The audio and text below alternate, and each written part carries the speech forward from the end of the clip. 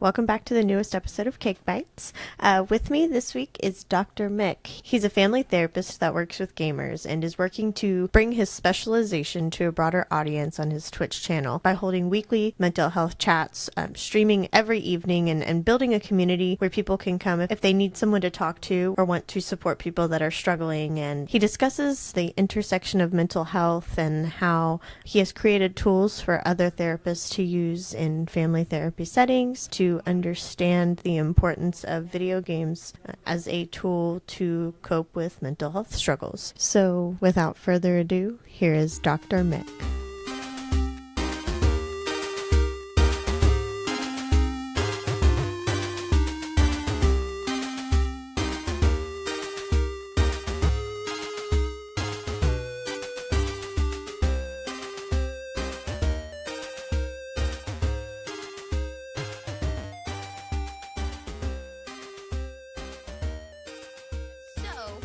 Dr. Mick, I'm assuming that's what we're going to have you go by right now. Yeah, or you can call me Ryan, but Dr. Mick is kind of how everybody knows me. So whichever you prefer, but Dr. Mick's fine. I guess it fits what we're going to be talking about. Where did Dr. Mick come from? I'm just going to start there because I'm curious. Sure. Okay, so I'll give you the short version of it. So my gamer tag for the last, I don't even know how many years, has been Mick. Mm-hmm. And that is a mixture of my actual last name and Phil Mickelson, who one of my very best friends told me I played golf like. And one day he just called me Mickelson, and I was like, that's a really good gamer tag. So I went with that. So then when I decided to start doing this, I said, well, I should probably put myself out there as doctor since I do have a PhD, and like that's kind of like the credential that makes people want to pay attention to me and actually watch my stream. And so I'll go Dr. Mick because people would always call me Mick online and Xbox Live when they'd see my gamer tag or whatever. So I figured, cool, let's just go with Dr. Mick, and that was it. Dr. Mick. So what you're on the show for today is to, one, because I think what you're doing is really awesome here on your Twitch channel. But two, I feel like there's not a lot of conversation about the intersection of mental health and video games. And I feel like you can speak on this much more than I can. So I'm going to go ahead and let you do that. But I really am really excited for us to talk about the things that you're doing within your discipline and how you're applying that to the community that you're building here and just in general. Okay. Yeah. No, I love talking about that stuff. So let's started, right? Let's get started with how with where you got started with games. I think that's very important. So when I was 5 years old, I got a Sega Genesis for Christmas. And Santa brought me a Sega Genesis, and it was the greatest thing ever. I played Sonic 2 more times than I probably could ever count. And I never looked back from there. I got a Nintendo 64 when I was in seventh grade, when I was 7. And I, played Mario 64 and all that fun stuff. And then I got a GameCube when I was 11 for Christmas, and that I still contend is the best Christmas I ever had because I desperately wanted a GameCube. And then just kind of never looked back from there. My parents always thought that I would grow out of it, and they thought that like, okay, yeah, so he plays video games now, but at some point it won't be a part of his life. And I used to say that like I was going to be a video game designer and that I was going to do something with video games. But then when I went to college, I majored in advertising and then actually switched over. But I was always playing video games while I was in college. So like World of Warcraft literally got me through my freshman year of college. I was like severely depressed my freshman year of college, and Azeroth was about the only place that I felt comfortable and at home. And so I could still hang out with my friends in Azeroth. So that's what I did. And I've just continued to play video games constantly. When I was in my doctoral program, I had a Destiny raid group that I would run with every Saturday, and that actually had enough of an impact on me that in my dissertation acknowledgments, I have my Destiny raid group shouted out. So like if you find my dissertation published in the archives of Virginia Tech, you will see a nod to my Destiny raid group. That's how much of an impact video games have had on me in my life. Wow. So then as you said, you struggled with depression yourself, and you really Yep. looked towards that raid group as a coping mechanism. It sounds like. Do you feel like those experiences really put together your passion for what you've done so far? Yeah, I would say so. I mean, video games have been, well, before I was a therapist or before I ever saw a therapist on my own, video games were my therapy by far. But video games have just always had that significant role. And so I knew when I got into mental health and when I got into doing therapy and starting to do research on my own, I knew that I wanted to somehow combine video gaming with what I was doing. So yeah, it absolutely drives it. It's why I actually created this channel, because the Twitch channel that I do now is kind of represents where I always hoped that this would go, in the sense that I get to play video games and interact with awesome people and talk about mental health all at the same time, which is, yeah. So I would say that's my love of video games, my love of mental health. Both are like, I'm hugely passionate about both. And so any chance I have to combine the two, I'm all for it. And what was your thesis on? I don't know if you said. Oh, my dissertation. Well, my dissertation actually had nothing to do with video games. Okay, I was just curious. No, my dissertation was about family therapy education. So, I mean, to some extent, that's like related to the stream, in the sense that I have various nights in the week where I will teach like various lessons about mental health concepts, and I use some of what I've researched about meaningful education practices to do that. But my dissertation didn't have anything to do with video gaming. It was mostly a side project that I've now started moving into being my primary focus. Or so you shared with me a paper that was published earlier this year on video game use as a tool. Yes. And so that publication, I guess I'm curious how that came to be. So yeah, so that was actually that paper actually originally started as a assignment for a writing for publication course that I was in, and I got super into it and super passionate about it, to the point that I felt like it should be publishable. So I put a lot of work into that. So it was a side project that I did. For those who don't know, the paper is about how to use video games, like use and like the types of video games a person plays, as a tool to do an assessment of identity formation and social development as a therapist.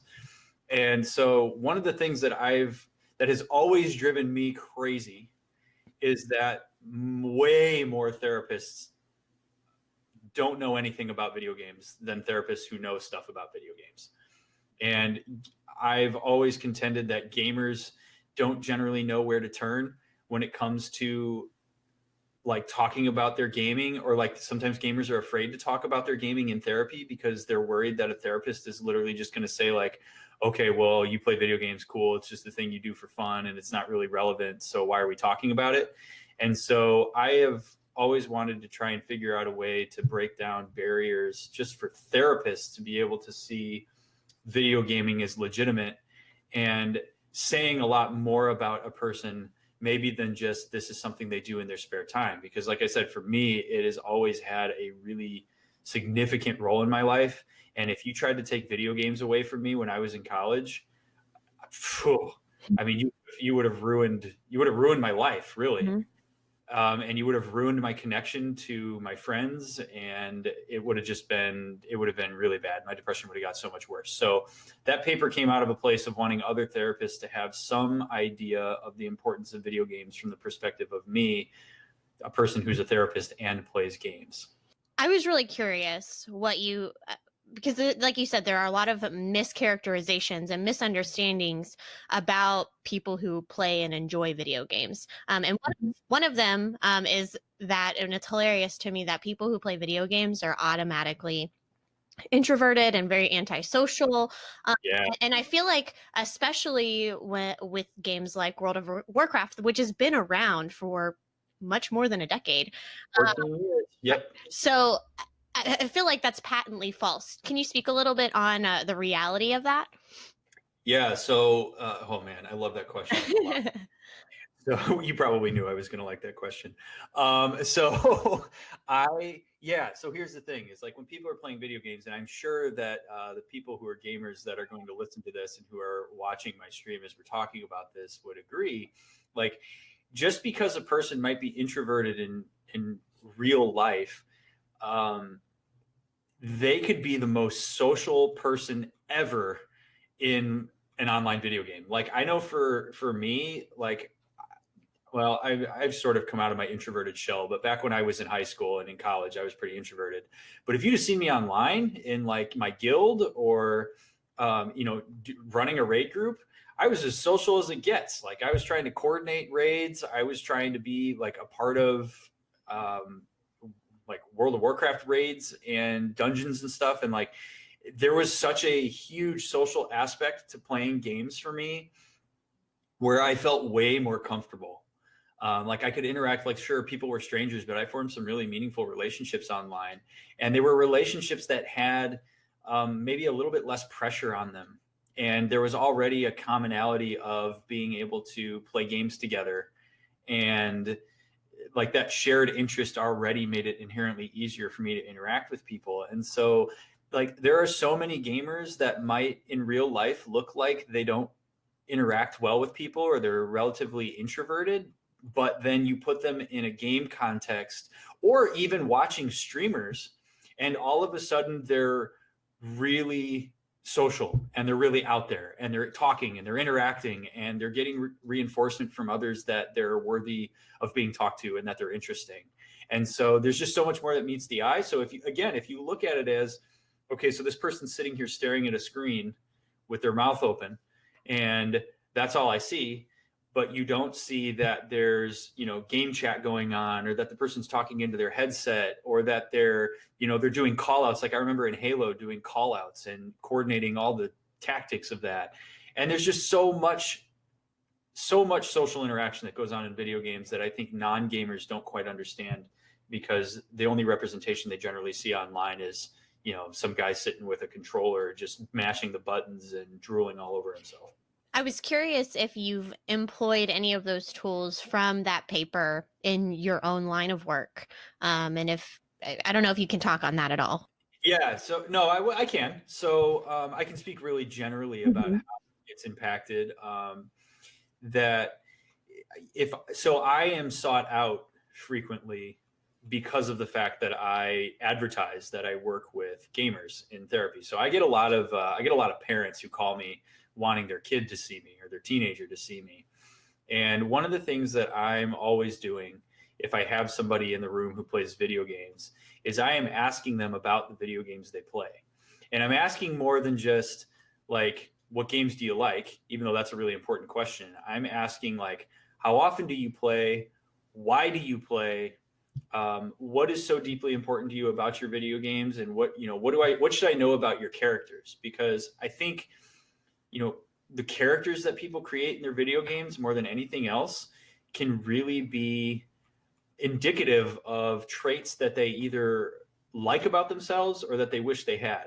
So, if I'll use me as an example so that I don't have to talk specifically about a client, but this could apply to a client at some point. Like for me, if you saw all of the characters that I ever created in RPGs when I was in high school and when I was in college, what you would see are like really big, bulky warrior classes. Like I'm always like the tank. And if you saw me in real life, I'm 140 pounds and I'm about as scrawny as it gets.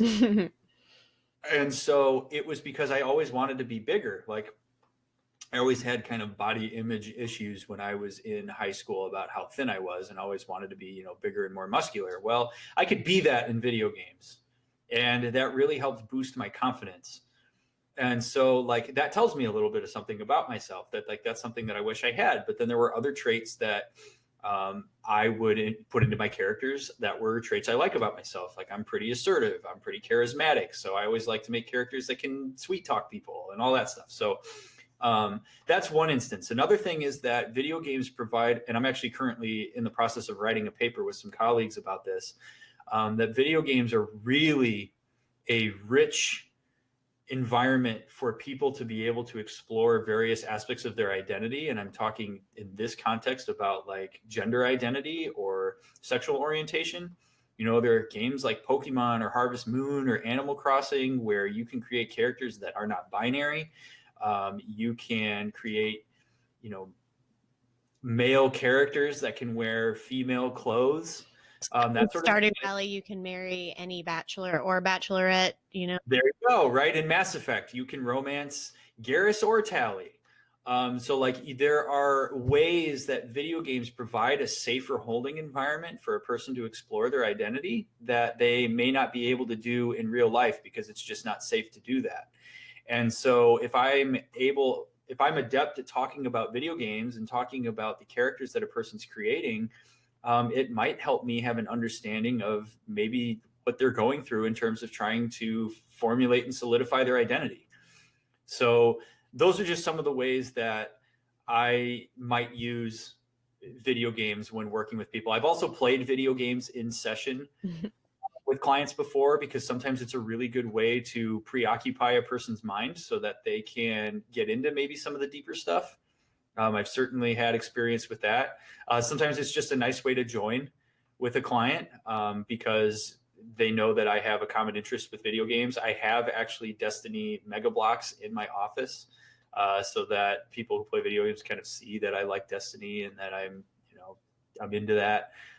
So there's all sorts of ways that I've integrated video games into the work that I do. And they really, I think, help me from an assessment standpoint, not just of assessing this thing that a person spends so much time on, but why they're spending so much time on it. Are they escaping from reality? Do they feel a sense of belonging there? Are there skills that they're learning in video games that they may not have the opportunity to learn in real life? And then eventually I'm trying to help translate some of those skills into real life. And you said that parents have sought you out because they know that you work with gamers. Have you ever had parents be uncomfortable with the fact that you play video games? Like they may come to you thinking you're going to help, quote unquote, cure their kid or whatever it is that, maybe they don't believe it. Stop playing. Right, That's exactly. the number one request I get. So I'm just curious if you've had parents that are like, oh, you condone the use of playing video games in this context? No. Yeah. So I am very open about that up front. I will tell people over the phone, I'm a gamer myself. And part of the reason that I work with it is because I have more of a nuanced understanding of gaming that informs the work that I do. So I will say, I still ultimately want, your kid to be healthy, and I want to be able to facilitate, whatever parental boundaries the parents might want to have, whether they want to, create a sense of here's how often you're allowed to play. But I do tell parents that I am also going to hold them accountable to understanding the games that their kids play and why they're playing them. And I will generally use that as an opportunity to psychoeducate parents about the role that video games can have in the family and for the person, and that there's probably a lot more going on than just this is a thing that I want to do for fun. And is there I'm sure you've had the conversation so many times, how to, it's almost formulaic when you're talking to, people who don't really understand video games. Mm-hmm. Is there a point that once you get it across, generally people are like, oh, I understand now? Or is it or is it very varied the way that people take to understanding the importance of video games outside of their fun? So I think it does vary, but with that said, I think sometimes once people really understand the role and take the time to maybe sit down and have so I'm talking about parents in this context, but have their kids show them the video game and explain some of the nuance. Sometimes parents don't understand the games their kids are playing because kids won't even share it. And so I think if a parent is curious about it, and I can sometimes facilitate that process. So if my parents would have seen my freshman year of college, if they would have, and they do know this because I told them and they were open to it, but saying this is literally getting me through depression right now. This is how I'm able to get up and go to class in the morning because this is what I have to look forward to. And this is kind of keeping me fulfilled and stopping me from feeling like I'm just immensely lonely in a context where I'm not being what I thought I was going to be when I got here. And sometimes I think having just the insight into that is hugely important. So if a parent hears a kid say, I play a lot of video games with my friends in my room because I'm sick and tired of hearing you and dad fight all the time. It's my Hmm. way to get away from that because I can actually control this and I can't control what's happening in the other parts of my life.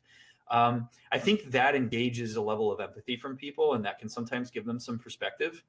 But I always tell parents that, like, you really need to sit down with your kids and understand what they're playing and why they're playing it and what it means to them.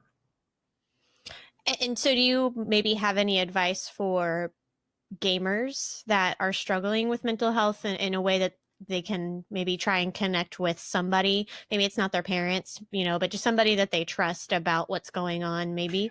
That's a really good question.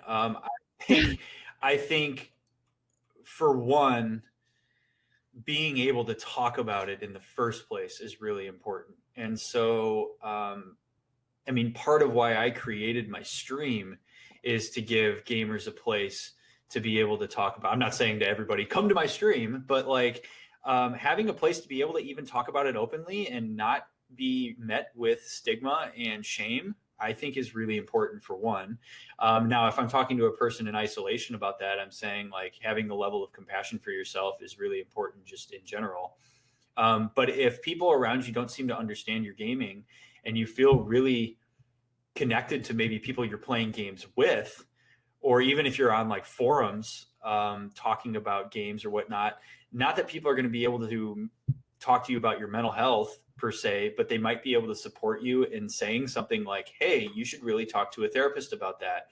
You should really find somebody, a professional you can talk to. So I think really gamers who are struggling with mental health and want somebody to talk to and maybe can't find that support in their families and friends, find a therapist like me who plays video games and advertises that they work with gamers and that they understand video gaming, and maybe give that a shot if you have the means to do it. But I think finding a sense of community and people who aren't going to shame you for your video game use and maybe like the role that it's playing in helping with your mental health, I, I think that that's probably a good place to start. I feel like I was kind of all over the place in that answer. So if you No, that's good though. I mean, I was just asking generally. I mean, and I thought it was a good answer, not all over the place. But and I do, for the sake of sharing, I do feel the need to share an experience of my own that, I mean, that was true for me personally. I've been playing games my whole life, and I've been on the internet for most of that as well. okay. And when I was 13, my dad passed away. He was very sick my whole life, and um, and for me, I had a community of people on a Dragon Ball Z web-based MMO that I had gotten very close to, in the years that I'd been playing, and they were the people that I sought Mm-hmm. comfort from, that I felt like I could be honest about, how I was feeling in a way that I couldn't share with my family. Uh, and I can't thank all of those people enough. And I'm still friends with so many of them. And that was, that was 10 years ago now, more than Yeah. years. Um, so Yeah, I appreciate you sharing that because I think there are so many people out there that have that experience. I mean, that gaming and just that sense of community, right? Gamers are some of the best people out there in terms of being able to form community. And I think being able to find that in gaming is so essential. And so, like, right. So, like, if somebody would have told you, you can't play that anymore, like, stop, you're playing too much. mhm. Like, like I said, I know for me, freshman year, that would have been just an absolute disaster. I don't Yep. want to speak for you, but man, I was on the precipice of disaster, and that's what kept me from there. So, um, and I was really curious about your colleagues, in your discipline, people that other people that you work close to, how they take your approach, have taken the tools that you've provided, and really if they've argued with you on it or agree. um, so I don't get argued with very much, but I think that's because I've gotten very good at being able to state my side of things, and I tend to try to see the whole picture when I'm talking with people about it. So I haven't had too many arguments with people. Most of the engagements that I have around it are with people like, well, with therapists that maybe have no experience with video games at all. And they will say to me that it just scares the hell out of them to even try and ask questions about it because they're worried that they're going to look like idiots in front of a gamer. And what I always say in those instances is you don't look like an idiot if you're being curious about something that is a huge deal for somebody. Like let a gamer tell you what the gaming means to them. Like you don't have to know what the 25 kill streak is in Call of Duty Modern Warfare 2 to be able to understand how important Call of Duty is to the gamer in the sense of like having, being able to play as a team and have something to work towards. But I've had people that have read that article. It's so interesting that you ask about that because actually earlier this week I had a colleague ask if they could meet with me for an hour to talk about the paper because they had read it and they're a gamer themselves and they were just like, they were so glad to see that it was written up and they wanted to talk to me about it and kind of poke my brain and get my thoughts more about like, using video games as an assessment tool. I think for the most part, the response that I've gotten from people is that they think it's really cool, but it scares them because they don't feel like they know enough. Because by now there are so many people that play video games that every therapist is going to have a gamer on their caseload at some point. And not that you have to zoom in on the games as being the primary focus, but it's certainly, I know for a lot of gamers, it's a really important part of their life. And so I think being afraid to ask about something that's a really important part of somebody's life or not knowing how to ask about it is a real bummer. And like, if I had a therapist that didn't understand how big of a deal video games are to me, I'm finding another therapist. You're shopping around. Yeah, that's absolutely right. I am absolutely shopping around because I'm not about to have somebody say, well, have you thought about playing less video games as the very first piece of interaction to that? Because I would be very quick to say that is not the problem. So absolutely. And this is more general, to kind of move away a little bit more generally. Okay. There's been a pretty big conversation. I mean, and it's been going on for a while, but especially in the last year or so around mental health in video games and kind of assigning blame to video games in events of tragedy, like mass shootings or school shootings. Yep.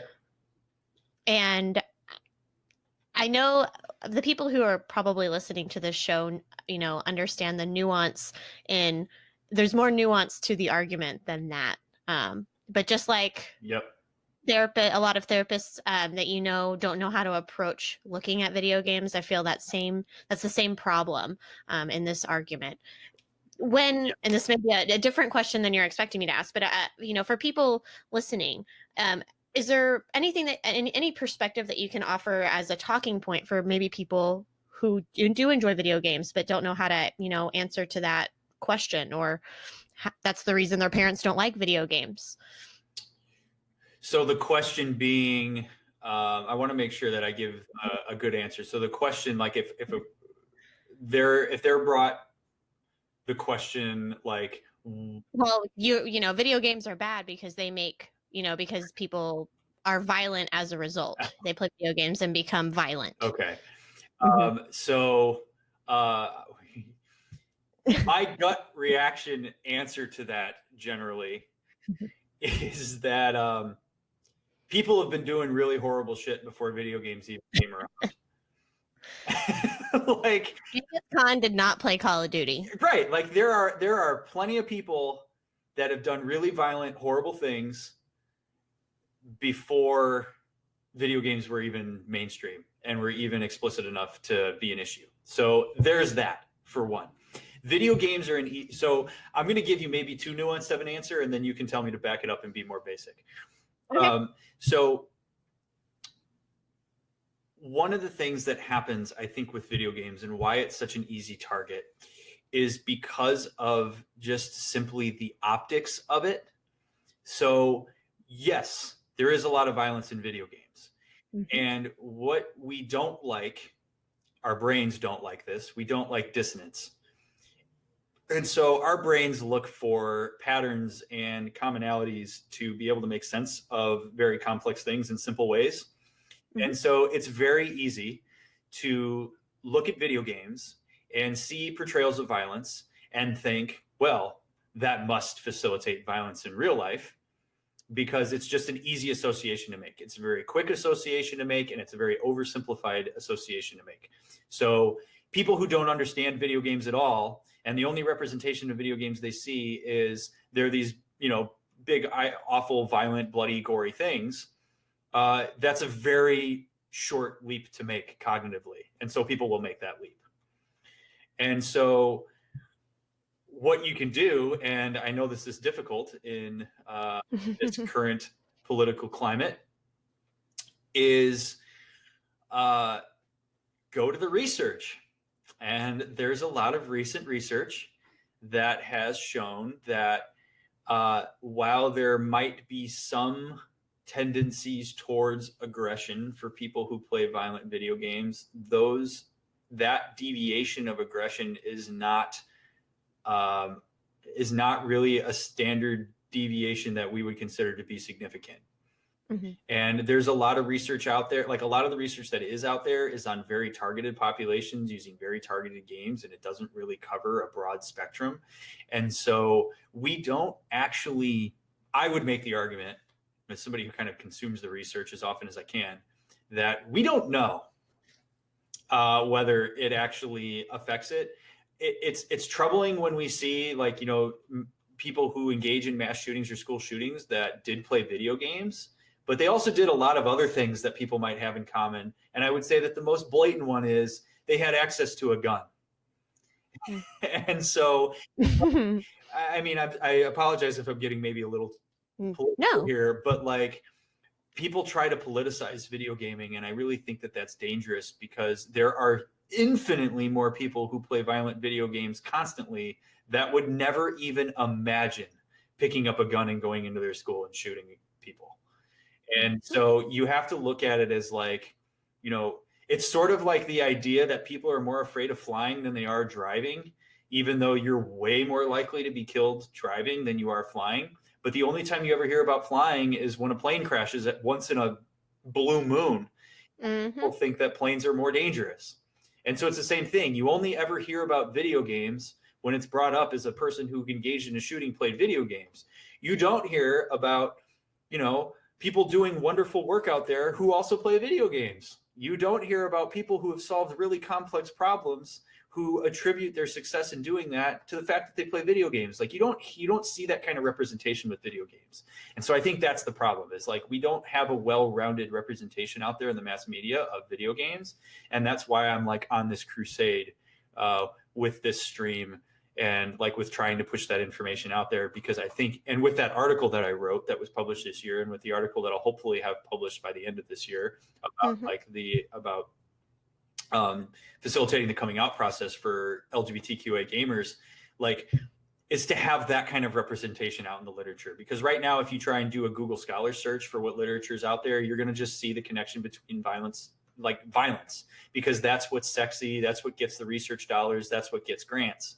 But I really do think we need to spend time trying to get the whole picture, so that we do have evidence to put out there for people, and that we can make more nuanced arguments, rather than just making this oversimplified connection to video games.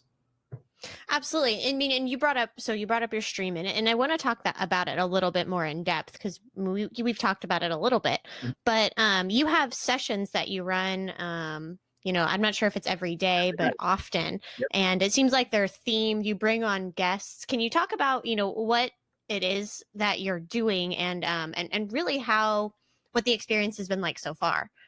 I would love to. So this is a huge passion project of mine that I do in my spare time. It feels like a second job sometimes, but it's all enveloped in my spare time. So I created this channel. I'll give you a little bit of the history of how this got formulated. There are many streamers who are big, like Ninja and like Dr. Lupo and a few others, that have had issues with viewers who try to use them as therapists. So they feel a sense of connection to the streamer, which I think, many of us might say that we feel a certain sense of connection to some streamers. And so what they would do is they would enter the chat and start talking about their mental health and saying like, hey, Ninja, like, I've been feeling suicidal lately. What do I do? And like Ninja has to be like, yo, I'm not a mental health professional. Like I can't help you with that. Like you need to talk to a therapist. And so I saw that and I thought like, well, hey, like I'm a therapist. I can't do therapy on a stream, but I could certainly point somebody in the right direction and maybe talk to them about what to expect.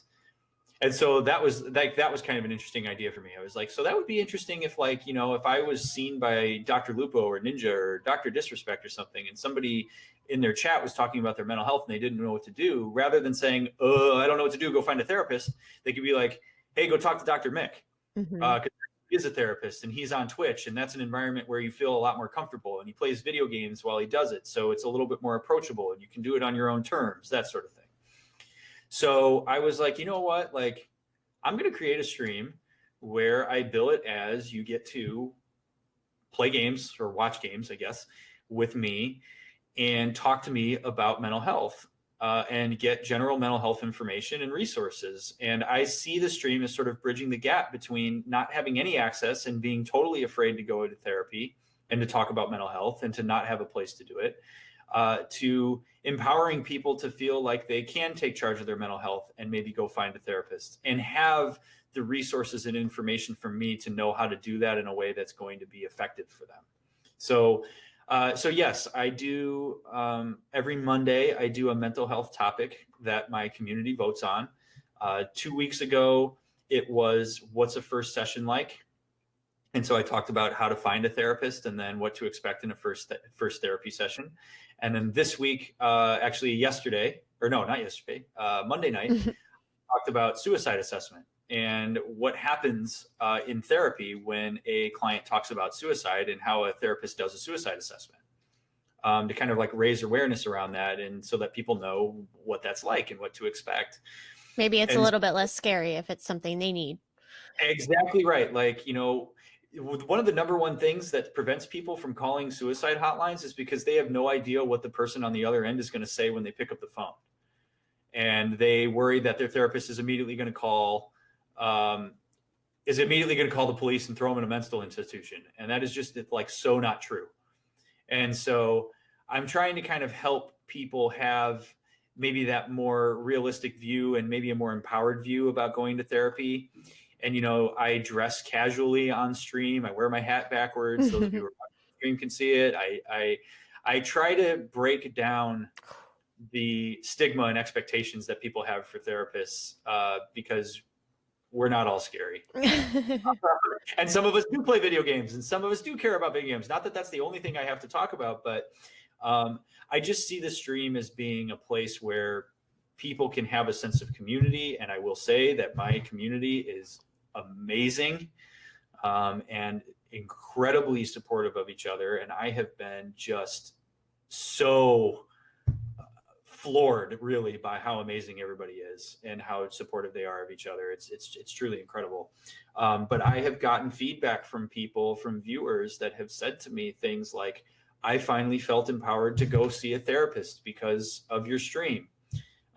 Something you said to me, I was able to, break through a constraint that I had with the therapist I'm currently seeing, and I felt more comfortable doing this and it was successful. Or I was able to talk to a friend about this thing because you gave me I felt empowered by the stream to be able to go do that. Like, I've gotten a lot of feedback about that so far, and that has been really exciting for me because, again, that's my goal. Like, if I help people feel more comfortable finding a therapist and talking about their mental health, and they're able to go find somebody that they can talk to and they feel better and their mental health is in a better place as a result, I've done my job.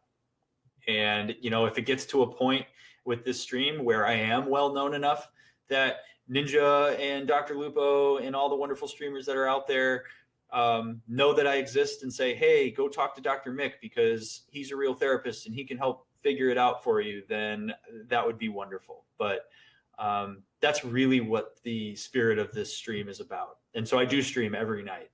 Every once in a while I won't because I'm exhausted because I stream the most inconvenient hours possible, and I do have a full-time job that I have to attend to and put my all into.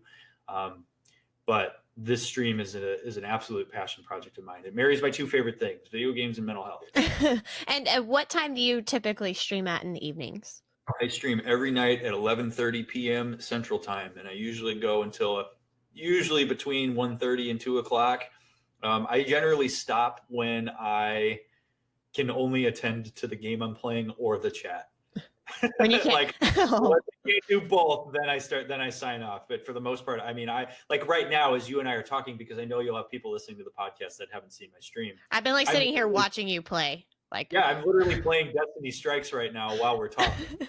And that's kind of how it goes. And it's really hard. So like I see everybody chatting right now in my in my chat box.